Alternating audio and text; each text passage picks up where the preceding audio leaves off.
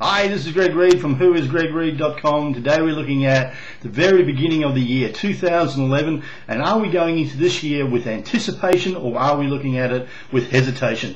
If you're wanting to have your biggest and your best year ever yet, being 2011, we need to be going into this year with anticipation. But for a lot of people, hesitation is the way they're going to be attacking the world, because they've looked at what's gone on in the past, they've been looking at what's particularly happened in 2010, and for a lot of people, a lot of industries out there, a lot of businesses, it's been an extremely tough year. And they're concerned and they're worried as to what's going to happen in 2011. So let's turn that around. Let's look at some key elements you need to be involved with in order to make this year a great year of anticipation. And the first thing you've got to have a think about is what kind of vehicle you're in.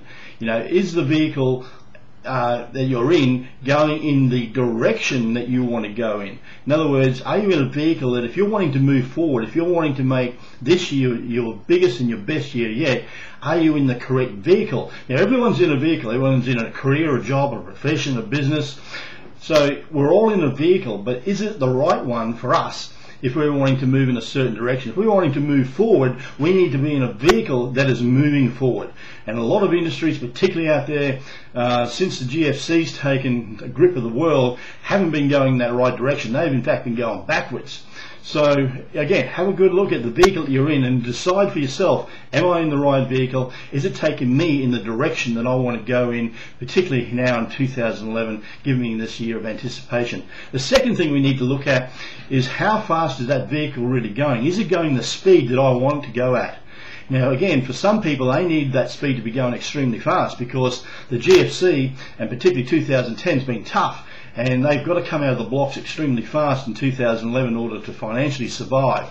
So again, ask yourself the question, am I in the right vehicle that's going to actually take me not only in the right direction, but it's going to take me down the right speed? You see, if you're in a vehicle that's only going 60 kilometers an hour and you need to be going 100 kilometers an hour in order for you to be successful in 2011, then you've got to get out of that other vehicle and get into something that's moving a lot faster.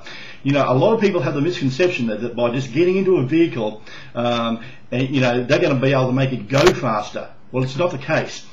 You can move from the back of the bus to the front of the bus, but that bus is still only going to be traveling at 60 kilometers an hour. You need the 100 kilometer an hour bus, you need to make sure you're on a totally different vehicle. So again, apply that to your business, apply that to your career, your profession. Perhaps break it right down. Are you in the right department within your company? Do you need to move into a different department within your company if you're going to be moving forward at the greatest speed that you want to in 2011? Okay, so the third thing we then got to look at, let me just check my notes, is the vehicle that we're in at the destination that it needs to be at? You see, no point getting involved in a vehicle that's already, spent its time, it's already arrived where it needs to arrive. Does your vehicle, does your career, does your goals, does the company you're working for, does the business you're involved in have some future goals down the track that they're striving for, that they're moving forward to? So look for a vehicle that's actually moving forward, going at the speed you want to go at, but also importantly, has not reached the destination it needs to reach in order for it to be there. Okay, so the fourth thing we need to look at is we need to look at a vehicle that requires you to step up to the plate and become a bigger person within that group. So in other words, we're looking for vehicles that are wanting to attract leaders within them.